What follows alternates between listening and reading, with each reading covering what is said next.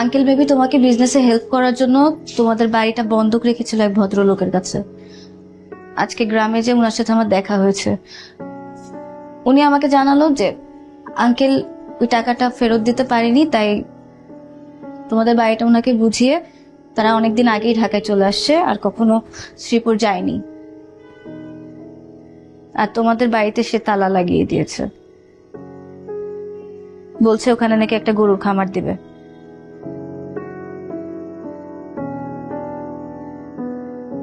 জামাই বিআইবিএন কোথায় আছে খুব ভালো করে খোঁজ নেয়।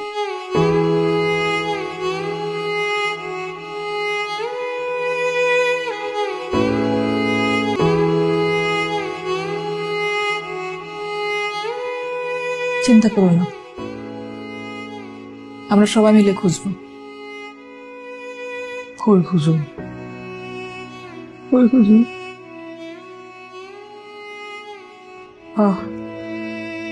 আমার আমার আব্বা আমার আম্মা হয়ে গেছে।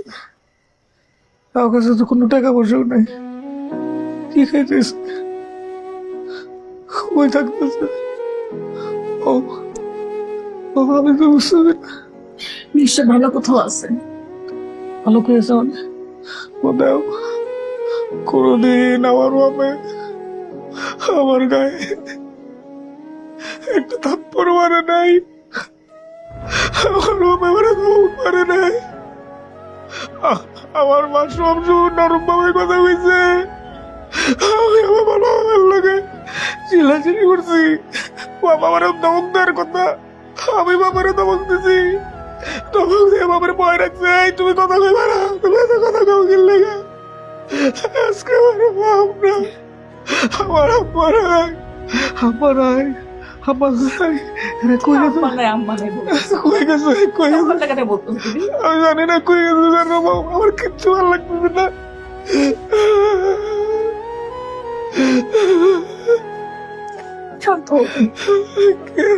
কেমনে শান্ত গো, কতদিন আবার বুঝানোর চেষ্টা করছে। 6 মাস ধরে কিস্তি তো দিতে পারতেছি না।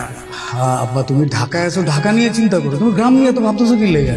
আমি বুঝি নাই, আমি কাজে ব্যস্ত ছিলাম, মনে আছে এটা বলে এত টেনশন কি আছে? আমি তো আছি, আব্বা কি লেগে এত টেনশন করে?